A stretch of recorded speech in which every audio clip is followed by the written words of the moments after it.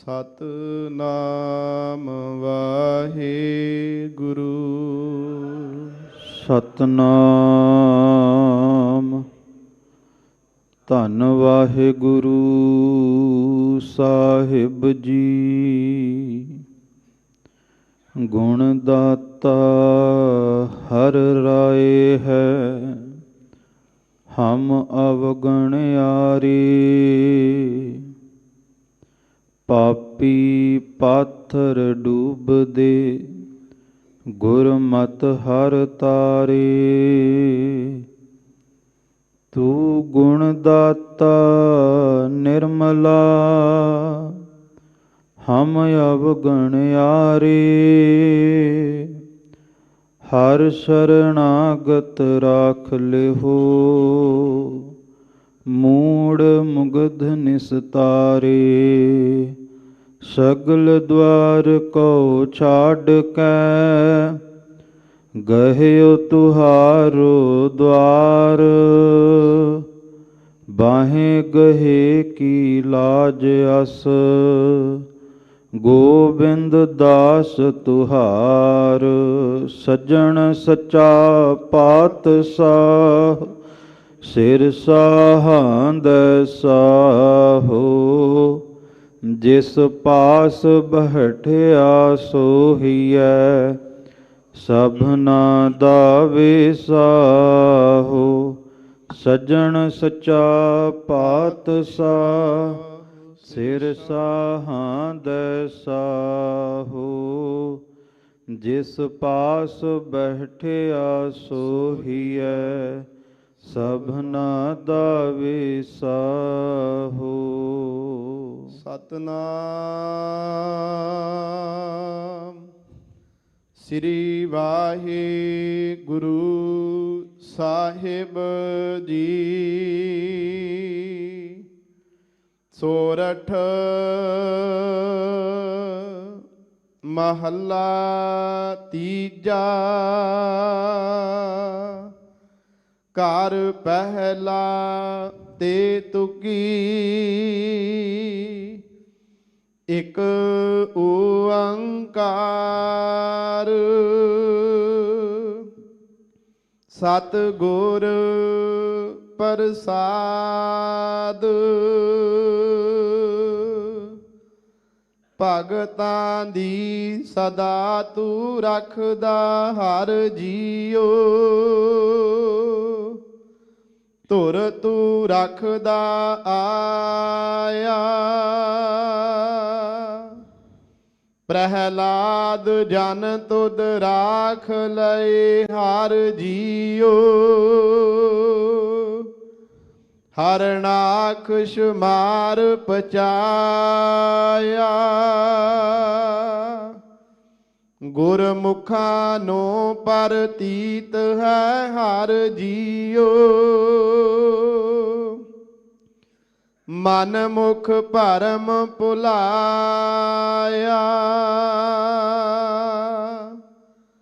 ਭਗਤਾਂ ਦੀ ਸਦਾ ਤੂੰ ਰੱਖਦਾ ਹਰ ਜੀਓ। ਧੁਰ ਤੂੰ ਰੱਖਦਾ ਆਇਆ, ਪ੍ਰਹਿਲਾਦ ਜਨ ਤੁਧ ਰਾਖ ਲਏ ਹਰ ਜੀਓ। ਹਰਨਾਖਸ਼ ਮਾਰ ਪਚਾਇਆ, ਗੁਰਮੁਖਾਂ ਨੂੰ ਪ੍ਰਤੀਤ ਹੈ ਹਰ ਜੀਓ। ਮਨ ਮੁਖ ਭਰਮ ਭੁਲਾਇਆ, ਹਰ ਜੀ ਇਹ ਤੇਰੀ ਵਡਿਆਈ।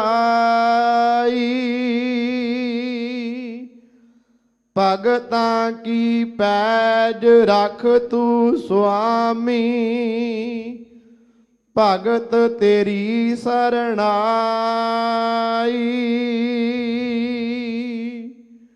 ਹਰ ਜੀ ਇਹ ਤੇਰੀ ਵਡਿਆਈ।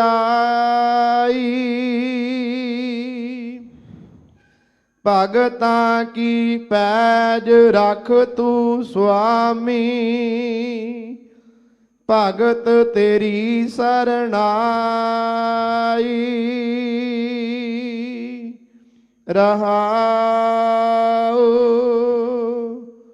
ਵਾਹਿਗੁਰੂ ਜੀ ਕਾ ਖਾਲਸਾ, ਵਾਹਿਗੁਰੂ ਜੀ ਕੀ ਫਤਿਹ। ਰਾਜਾਨ ਰਾਜ ਸਤਿਗੁਰੂ, ਭਾਨਾਨ ਭਾਨ ਸਤਿਗੁਰੂ। ਧੰਨ ਧੰਨ ਸਤਿਗੁਰੂ ਸ੍ਰੀ ਗੁਰੂ ਰਾਮਦਾਸ ਸੱਚੇ ਪਾਤਸ਼ਾਹ ਜੀ ਮਹਾਰਾਜ, ਤਿਨਾਂ ਦੇ ਪਾਵਨ ਪਵਿੱਤਰ ਸੱਚਖੰਡ ਅਸਥਾਨ ਸੱਚਖੰਡ ਸ੍ਰੀ ਹਰਿਮੰਦਰ ਸਾਹਿਬ ਵਿਖੇ ਗੁਰਦੁਆਰਾ ਮੰਜੀ ਸਾਹਿਬ ਦੀਵਾਨ ਹਾਲ ਵਿਖੇ ਆਪ ਸਭ ਸੰਗਤ ਹਾਜ਼ਰੀ ਭਰ ਰਹੇ ਹੋ। ਸਤਿਗੁਰੂ ਸ੍ਰੀ ਗੁਰੂ ਗ੍ਰੰਥ ਸਾਹਿਬ ਮਹਾਰਾਜ ਸੱਚੇ ਪਾਤਸ਼ਾਹ ਜੀ ਦੀ ਪਾਵਨ ਪਵਿੱਤਰ ਨਿੱਘੀ ਗੋਦ ਦਾ ਆਨੰਦ ਮਾਣਨ ਵਾਸਤੇ ਇਹ ਸੁਭਾਗੀਆਂ ਘੜੀਆਂ ਪ੍ਰਾਪਤ ਹੋਈਆਂ ਨੇ। ਨਿਤਾ ਪ੍ਰਤ ਮਰਿਆਦਾ ਅਨੁਸਾਰ ਜੋ ਸੱਚਖੰਡ ਸ੍ਰੀ ਹਰਿਮੰਦਰ ਸਾਹਿਬ ਜੀ ਤੋਂ ਧੰਨ ਸਤਿਗੁਰੂ ਸ੍ਰੀ ਗੁਰੂ ਗ੍ਰੰਥ ਸਾਹਿਬ ਮਹਾਰਾਜ ਜੀ ਦੇ ਆਏ ਹੋਏ ਪਾਵਨ ਮੁਖਵਾਕ ਦੀ ਵਿਚਾਰ ਇਸ ਅਸਥਾਨ ਤੋਂ ਸਤਿਗੁਰੂ ਜੀ ਕਿਰਪਾ ਕਰਕੇ ਵਿਚਾਰ ਕਰਵਾਉਂਦੇ ਨੇ, ਤਾਂ ਜੋ ਸ਼ਬਦ ਦੀ ਵਿਚਾਰ ਦੇ ਨਾਲ ਸਾਡੀ ਟੁੱਟੀ ਹੋਈ ਜੀਵ ਆਤਮਾ ਪਰਮ ਆਤਮਾ ਦੇ ਨਾਲ ਜੁੜ ਸਕੇ, ਸਾਡੇ ਅੰਦਰ ਇਬਾਦਤ ਦੀ ਕ੍ਰਾਂਤੀ ਆ ਸਕੇ, ਬੰਦਗੀ ਦੀ ਕ੍ਰਾਂਤੀ ਆ ਸਕੇ। ਆਓ ਜੀ ਮਨੇ ਬਿਰਤੀਆਂ ਇਕਾਗਰ ਚਿਤ ਕਰੀਏ, ਸਤਿਗੁਰੂ ਗੁਰੂ ਰਾਮਦਾਸ ਜੀ ਦੇ ਚਰਨਾਂ ਵਿੱਚ ਅਰਦਾਸ ਕਰੀਏ। ਪਾਤਸ਼ਾਹ ਸੀਸ ਤੇ ਮਿਹਰ ਭਰਿਆ ਹੱਥ ਰੱਖ ਕਰਕੇ ਆਪ ਜੀ ਨੇ ਸ਼ਬਦ ਦੀ ਵਿਚਾਰ ਕਰਵਾ ਲੈਣੀ। ਦੋਵੇਂ ਹੱਥ ਜੋੜ ਕਰਕੇ ਸਾਹਿਬਾਂ ਨੂੰ ਸੀਸ ਝੁਕਾਉਂਦੇ ਹੋਏ ਉਚਾਰਨ ਕਰੋ ਜੀ, ਸਤਨਾਮ ਸ਼੍ਰੀ ਵਾਹਿਗੁਰੂ ਸਾਹਿਬ ਜੀ। ਸਤਨਾਮ ਸ੍ਰੀ ਵਾਹਿਗੁਰੂ ਸਾਹਿਬ ਜੀ। ਸੋਰਠ ਮਹੱਲਾ ਤੀਜਾ। ਘਰ ਪਹਿਲਾ ਤੇ ਤੁਕੀ, ਇਕ ਓੰਕਾਰ ਸਤਿਗੁਰ ਪ੍ਰਸਾਦ।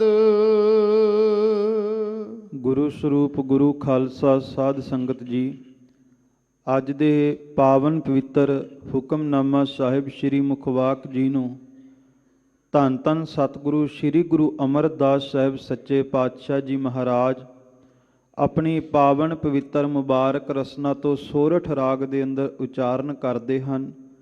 ਗੁਰਮਤਿ ਸੰਗੀਤ ਅਨੁਸਾਰ ਪਹਿਲੇ ਘਰ ਦੇ ਵਿੱਚ ਗਾਉਣ ਦੀ ਹਦਾਇਤ ਇਸ ਸ਼ਬਦ ਬਾਰੇ ਦਿੱਤੀ ਗਈ ਹੈ ਅਤੇ ਇੱਕ ਇੱਕ ਪਦੇ ਦੇ ਅੰਦਰ 3 ਤੁਕਾਂ ਹਨ, ਇਸ ਕਰਕੇ ਤੇਤੁਕੀ ਸਿਰਲੇਖ ਵੀ ਹੈ। ਸ਼ਬਦ ਦੀ ਆਰੰਭਤਾ ਤੋਂ ਪਹਿਲਾਂ ਸੱਚੇ ਪਾਤਸ਼ਾਹ ਉਸ ਅਕਾਲ ਪੁਰਖ ਵਾਹਿਗੁਰੂ ਪਰਮਾਤਮਾ ਦਾ ਮੰਗਲ ਵੀ ਕਰਦੇ ਨੇ ਅਤੇ ਸਾਨੂੰ ਸਮਝਾਉਂਦੇ ਨੇ ਕਿ ਜਿਸ ਪਰਮਾਤਮਾ ਦੀ ਨਾਮ ਦੀ ਵਡਿਆਈ ਕੀਤੀ ਗਈ ਹੈ, ਜਿਸ ਪਰਮਾਤਮਾ ਦੇ ਚਰਨਾਂ ਦੀ ਵਡਿਆਈ ਕੀਤੀ ਹੈ, ਉਹ ਇੱਕ ਹੈ। ਉਹ ਅਕਾਲ ਪੁਰਖ ਵਾਹਿਗੁਰੂ ਪਰਮਾਤਮਾ ਹੀ ਉਤਪਤੀ ਕਰ ਰਿਹਾ ਹੈ। ਅਕਾਲ ਪੁਰਖ ਵਾਹਿਗੁਰੂ ਪਰਮਾਤਮਾ ਹੀ ਰਿਜ਼ਕ ਦੇ ਰਿਹਾ, ਪਾਲਣਾ ਕਰ ਰਿਹਾ। ਉਹ ਪਰਮਾਤਮਾ ਹੀ ਫਿਰ ਅਖੀਰ ਸਮੇਟ ਰਿਹਾ ਹੈ। ਕਹੂੰ ਫੂਲ ਰਾਜਾ ਹੋਵੇ ਬੈਠਾ, ਕਹੂੰ ਭਇਓ ਸਿਮਟ ਸ਼ੰਕਰ ਇਕੱਠਾ। ਉਹ ਅਕਾਲ ਪੁਰਖ ਵਾਹਿਗੁਰੂ ਪਰਮਾਤਮਾ ਉਹੀ ਉਤਪਤੀ ਕਰ ਰਿਹਾ ਹੈ, ਉਹੀ ਅਕਾਲ ਪੁਰਖ ਵਾਹਿਗੁਰੂ ਪਰਮਾਤਮਾ ਪਾਲਣਾ ਕਰ ਰਿਹਾ ਹੈ ਅਤੇ ਉਹੀ ਅਖੀਰ ਇਸ ਸੰਸਾਰ ਦਾ ਸਮੇਟਣਾ ਕਰ ਰਿਹਾ ਹੈ। ਉਸ ਪਰਮਾਤਮਾ ਦਾ ਮੰਗਲ ਕਰਦੇ ਨੇ ਅਤੇ ਦੱਸਦੇ ਕਿ ਉਸ ਪਰਮਾਤਮਾ ਦੇ ਨਾਮ ਦੀ ਪ੍ਰਾਪਤੀ, ਪਰਮਾਤਮਾ ਦੇ ਚਰਨਾਂ ਦੀ ਪ੍ਰਾਪਤੀ ਪੂਰੇ ਸਤਿਗੁਰੂ ਦੇ ਬਖਸ਼ਿਸ਼ ਦੁਆਰਾ ਹੁੰਦੀ ਹੈ। ਭਗਤਾਂ ਦੀ ਸਦਾ ਤੂੰ ਰੱਖਦਾ ਹਰ ਜੀਓ, ਧੁਰ ਤੂੰ ਰੱਖਦਾ ਆਇਆ। ਖਾਲਸਾ ਜੀ, ਇਸ ਪਾਵਨ ਪਵਿੱਤਰ ਸ਼ਬਦ ਦੇ ਅੰਦਰ ਧੰਨ ਗੁਰੂ ਅਮਰਦਾਸ ਸੱਚੇ ਪਾਤਸ਼ਾਹ ਜੀ ਪਰਮਾਤਮਾ ਦੇ ਨਾਮ ਦੀ ਤੇ ਨਾਮ ਨੂੰ ਜਪਣ ਵਾਲਿਆਂ ਦੇ ਭਗਤਾਂ ਦੀ ਕਲਾ ਦੀ ਵਿਆਖਿਆ ਕਰਦੇ ਨੇ ਕਿ ਜਿਨ੍ਹਾਂ ਨੇ ਪ੍ਰਮਾਤਮਾ ਨੂੰ ਜਪਿਆ ਹੈ, ਪ੍ਰਮਾਤਮਾ ਉਹਨਾਂ ਦੀ ਲਾਜ ਕਿਵੇਂ ਰੱਖਦਾ ਹੈ। ਇਹ ਪ੍ਰਮਾਤਮਾ ਦੇ ਨਾਮ ਦੀ ਵਡਿਆਈ ਵੀ ਦੱਸਦੇ ਨੇ। ਦੂਸਰਾ, ਇਸ ਸ਼ਬਦ ਦੇ ਵਿੱਚ ਆਪ ਜੀ ਦਰਸ਼ਨ ਕਰੋਗੇ ਕਿ ਸਤਿਗੁਰੂ ਨੇ ਸ਼ਬਦ ਵਰਤੇ, ਭਗਤਾਂ ਦੀ ਸਦਾ ਤੂੰ ਰੱਖਦਾ ਹਰ ਜੀਓ। ਹਰ ਜੀ ਇਹ ਤੇਰੀ ਵਡਿਆਈ। ਜਿਸ ਵਕਤ ਧੰਨ ਗੁਰੂ ਅਮਰਦਾਸ ਜੀ ਇਹ ਸ਼ਬਦ ਉਚਾਰ ਰਹੇ ਨੇ ਤੇ ਸ਼ਬਦ ਪੜ੍ਹ ਕੇ ਇਹ ਪ੍ਰਤੀਤ ਹੁੰਦਾ ਹੈ ਕਿ ਜਿਵੇਂ ਗੁਰੂ ਅਮਰਦਾਸ ਸੱਚੇ ਪਾਤਸ਼ਾਹ ਸਾਖਸ਼ਾਤ ਉਸ ਖੁਦਾ ਦੇ ਸਨਮੁਖ ਬੈਠ ਕਰਕੇ ਕਹਿ ਰਹੇ ਹੋਣ ਕਿ ਪ੍ਰਮਾਤਮਾ ਤੂੰ ਸਦਾ ਹੀ ਆਪਣੇ ਭਗਤਾਂ ਦੀ ਲਾਜ ਰੱਖਦਾ ਹੈ, ਤੇ ਲਾਜ ਕੇਵਲ ਇਸ ਯੁੱਗ ਤੋਂ ਨਹੀਂ, ਜਦੋਂ ਤੋਂ ਸ੍ਰਿਸ਼ਟੀ ਬਣੀ ਹੈ ਉਦੋਂ ਤੋਂ ਹੀ ਪ੍ਰਮਾਤਮਾ ਤੂੰ ਆਪਣੇ ਨਾਮ ਜਪਣ ਵਾਲਿਆਂ ਦੀ ਲਾਜ ਰੱਖਦਾ ਆਇਆ ਹੈ। ਪ੍ਰਮਾਤਮਾ ਇਹ ਤੇਰੀ ਵਡਿਆਈ ਹੈ। ਸਤਿਗੁਰੂ ਗੁਰੂ ਅਮਰਦਾਸ ਸੱਚੇ ਪਾਤਸ਼ਾਹ ਉਸ ਅਕਾਲ ਪੁਰਖ ਵਾਹਿਗੁਰੂ ਪ੍ਰਮਾਤਮਾ ਨੂੰ ਸੰਬੋਧਨ ਹੁੰਦੇ ਹੋਏ ਬਚਨ ਕਰਦੇ ਨੇ ਕਿ ਭਗਤਾਂ ਦੀ ਸਦਾ ਤੂੰ ਰੱਖਦਾ ਹਰ ਜੀਓ। ਹੇ ਅਕਾਲ ਪੁਰਖ ਵਾਹਿਗੁਰੂ ਪ੍ਰਮਾਤਮਾ, ਤੂੰ ਸਦਾ ਆਪਣੇ ਪਿਆਰਿਆਂ ਦੀ ਲਾਜ ਰੱਖਦਾ ਹੈ। ਧੁਰ ਤੂੰ ਰੱਖਦਾ ਆਇਆ ਆਦਿ ਕਾਲ ਤੋਂ, ਜਦੋਂ ਤੋਂ ਸ੍ਰਿਸ਼ਟੀ ਹੋਂਦ ਵਿੱਚ ਆਈ ਹੈ। ਜਿਸ ਨੇ ਪ੍ਰਮਾਤਮਾ ਨੂੰ ਜਪਿਆ ਹੈ, ਸੱਚ ਹੈ ਨਾਮ ਨੂੰ ਜਪਣ ਵਾਲੇ ਸੱਜਣ ਨੂੰ, ਭਗਤ ਨੂੰ, ਪਿਆਰੇ ਨੂੰ ਕਸ਼ਟਾਂ ਦਾ, ਦੁੱਖਾਂ ਦਾ ਸਾਹਮਣਾ ਵੀ ਕਰਨਾ ਪਿਆ। ਜਿਹੜਾ ਵੀ ਨਾਮ ਨੂੰ ਜਪਦਾ ਹੈ, ਜਿਹੜਾ ਰੱਬ ਦੇ ਰਾਹ ਤੇ ਤੁਰਦਾ ਹੈ, ਪਰਮਾਤਮਾ ਦੇ ਰਸਤੇ ਤੇ ਤੁਰਦਾ ਹੈ, ਸੱਚ ਹੈ ਉਹਦਾ ਰਸਤਾ ਇਸ ਤਰ੍ਹਾਂ ਹੁੰਦਾ ਹੈ ਜਿਵੇਂ ਅੱਗ ਦੇ ਅੰਗਿਆਰਿਆਂ ਤੇ ਤੁਰਨਾ ਹੋਵੇ। ਖਾਲਸਾ ਜੀ, ਪਰ ਪਰਮਾਤਮਾ ਉਹ ਐਸੀ ਵਡਿਆਈ ਦਾ ਮਾਲਕ ਹੈ ਕਿ ਭਾਵੇਂ ਜਿਤਨੇ ਮਰਜ਼ੀ ਕਸ਼ਟ ਭਗਤ ਦੇ ਉੱਤੇ ਆ ਜਾਣ, ਪਰਮਾਤਮਾ ਨੂੰ ਜਪਣ ਵਾਲਾ ਹੋਵੇ, ਭਾਵਨਾ ਵਾਲਾ ਹੋਵੇ, ਤੇ ਪਰਮਾਤਮਾ ਆਪਣੇ ਪਿਆਰੇ ਨੂੰ ਤੱਤੀ ਵਾਹ ਵੀ ਲੱਗਣ ਨਹੀਂ ਦਿੰਦਾ। ਇਹ ਅਕਾਲ ਪੁਰਖ ਵਾਹਿਗੁਰੂ ਪਰਮਾਤਮਾ ਦੀ ਵਡਿਆਈ ਹੈ। ਪ੍ਰਹਿਲਾਦ ਜਨ ਤੁਧ ਰਾਖ ਲਏ ਹਰ ਜੀਓ, ਹਰਨਾਖਸ਼ ਮਾਰ ਪਚਾਇਆ।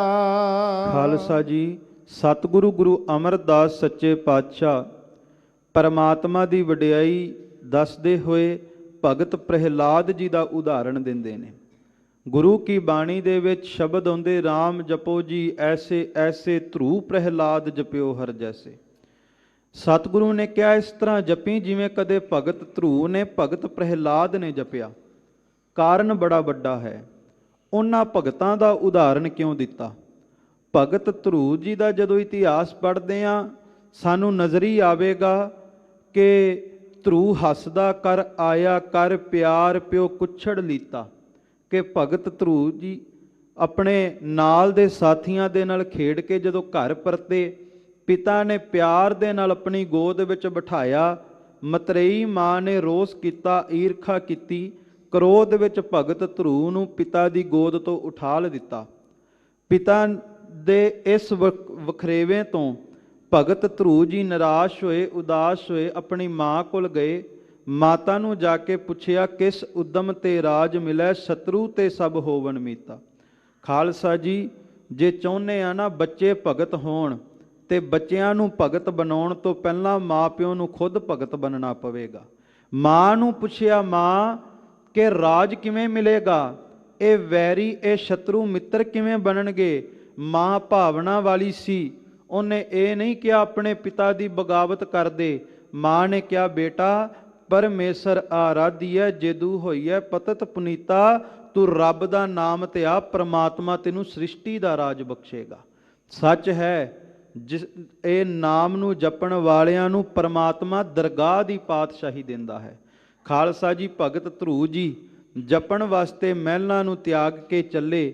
ਪਿੱਛੋਂ ਰਾਜੇ ਸੱਦਿਆ, ਨਿਹਚਲ ਰਾਜ ਕਰੋ ਨਿਤਨੀਤਾ।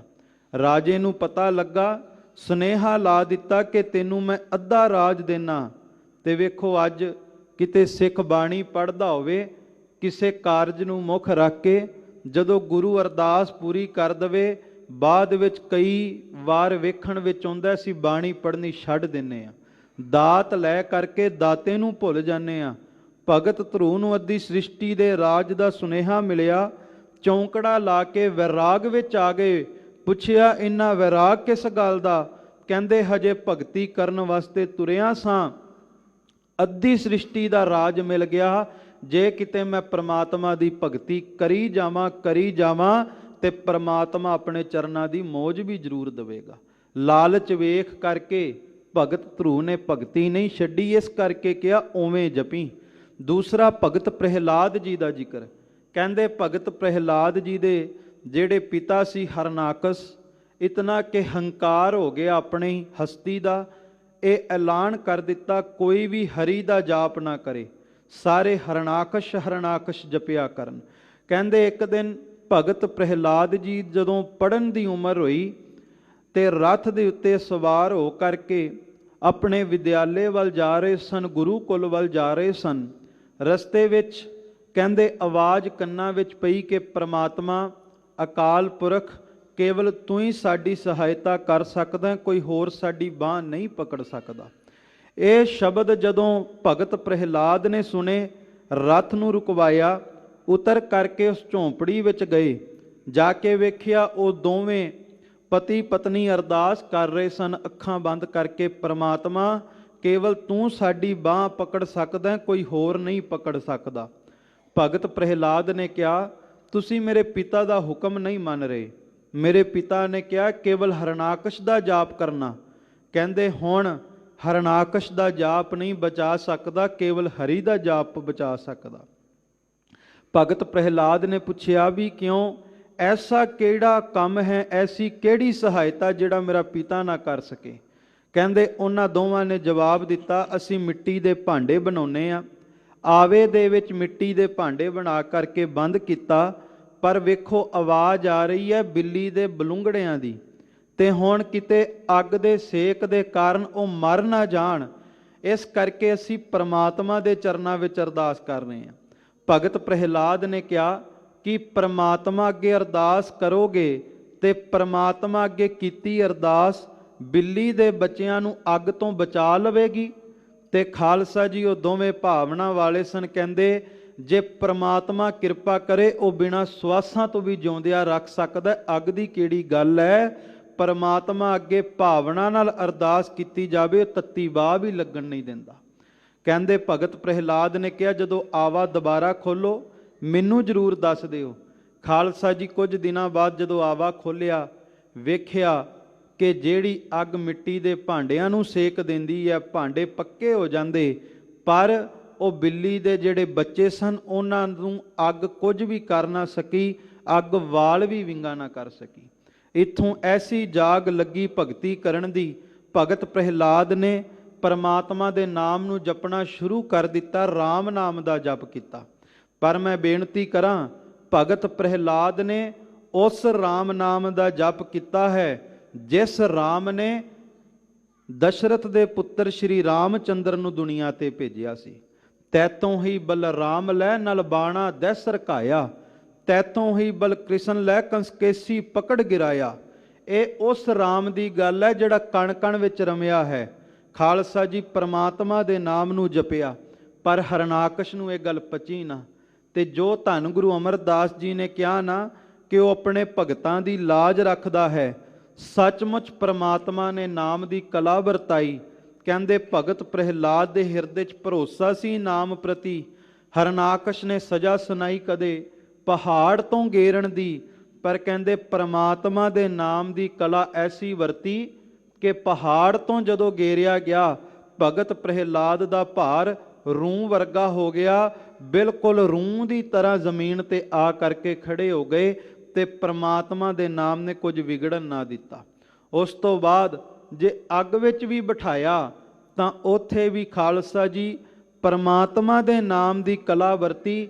ਅੱਗ ਨੇ ਆਪਣਾ ਸੁਭਾਅ ਬਦਲਿਆ ਤੇ ਪ੍ਰਮਾਤਮਾ ਦੇ ਪਿਆਰੇ ਭਗਤ ਪ੍ਰਹਿਲਾਦ ਨੂੰ ਤੱਤੀ ਵਾਹ ਵੀ ਨਾ ਲੱਗੀ।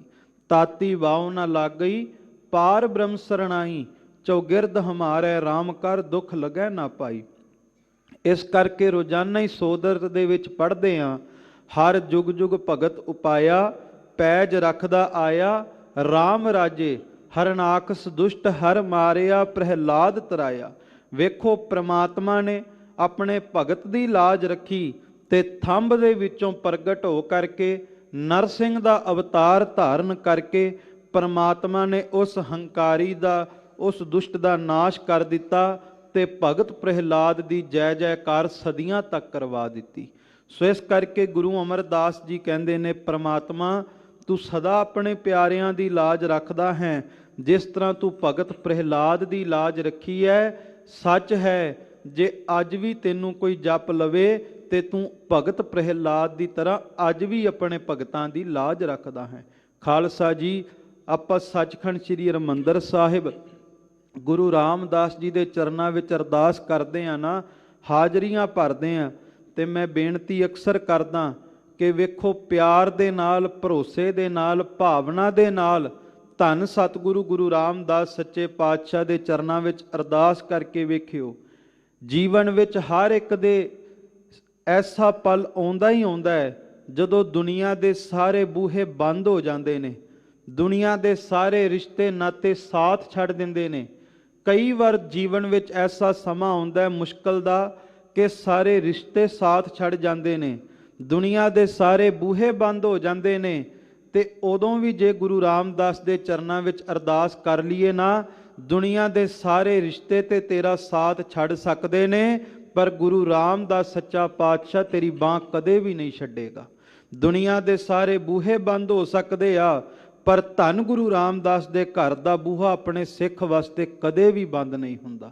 ਇਹ ਹੈ ਕਿ ਪ੍ਰਮਾਤਮਾ ਅੱਜ ਵੀ ਆਪਣੇ ਪਿਆਰਿਆਂ ਦੀ ਲਾਜ ਰੱਖਦਾ ਹੈ। ਗੁਰਮੁਖਾਂ ਨੂੰ ਪ੍ਰਤੀਤ ਹੈ ਹਰ ਜੀਓ, ਮਨ ਮੁਖ ਭਰਮ ਭੁਲਾਇਆ। ਸਤਿਗੁਰੂ ਗੁਰੂ ਅਮਰਦਾਸ ਜੀ ਕਹਿੰਦੇ, ਲਾਜ ਉਹਨਾਂ ਦੀ ਰੱਖੀ ਜਾਂਦੀ ਹੈ। ਗੁਰਮੁਖਾਂ ਨੂੰ ਪ੍ਰਤੀਤ ਹੈ ਹਰ ਜੀਓ, ਜਿਹੜੇ ਗੁਰੂ ਵੱਲ ਮੁਖ ਕਰਦੇ ਨੇ, ਗੁਰਮੁਖ ਬਣ ਜਾਂਦੇ ਨੇ, ਗੁਰੂ ਦੇ ਦੱਸੇ ਰਾਹ ਤੇ ਤੁਰਦੇ ਨੇ, ਤੇ ਗੁਰੂ ਦੇ ਦੱਸੇ ਰਾਹ ਤੇ ਤੁਰ ਕਰਕੇ ਆਪਣੇ ਹਿਰਦੇ ਵਿੱਚ ਪ੍ਰਮਾਤਮਾ ਦਾ ਪਿਆਰ ਜਗਾਉਂਦੇ ਨੇ। ਦੁਨੀਆ ਦਾ ਪਿਆਰ ਨਹੀਂ, ਸੰਸਾਰ ਦਾ ਪਿਆਰ ਨਹੀਂ, ਬਲਕਿ ਪ੍ਰਮਾਤਮਾ ਦਾ ਪਿਆਰ ਹਿਰਦੇ ਵਿੱਚ ਜਗਾਉਂਦੇ ਨੇ। ਖਾਲਸਾ ਜੀ, ਪ੍ਰਮਾਤਮਾ ਪ੍ਰਤੀ ਪਿਆਰ ਪਤਾ ਕਿਸ ਤਰ੍ਹਾਂ ਦਾ ਹੋਣਾ ਚਾਹੀਦਾ।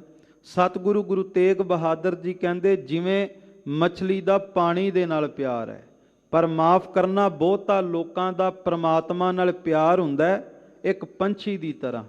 ਜਿਵੇਂ ਪੰਛੀ, ਰੁੱਖ ਹਰਾ ਭਰਾ ਹੋਵੇ ਤੇ ਪੰਛੀ ਉਸ ਰੁੱਖ ਤੇ ਜਾ ਕੇ ਆਲਣਾ ਬਣਾਉਂਦੇ ਨੇ, ਉਸ ਰੁੱਖ ਤੇ ਜਾ ਕੇ ਆਪਣਾ ਘਰ ਬਣਾਉਂਦੇ ਨੇ। ਪਰ ਜੇ ਕਿਤੇ ਰੁੱਖ ਸੁੱਕ ਜਾਵੇ ਤੇ ਖਾਲਸਾ ਜੀ, ਉਹ ਪੰਛੀ ਉਡਾਰੀ ਲਾ ਕਰਕੇ ਕਿਸੇ ਹੋਰ ਦਰਖਤ ਤੇ ਜਾ ਕੇ ਆਲਣਾ ਬਣਾ ਲੈਂਦੇ ਨੇ।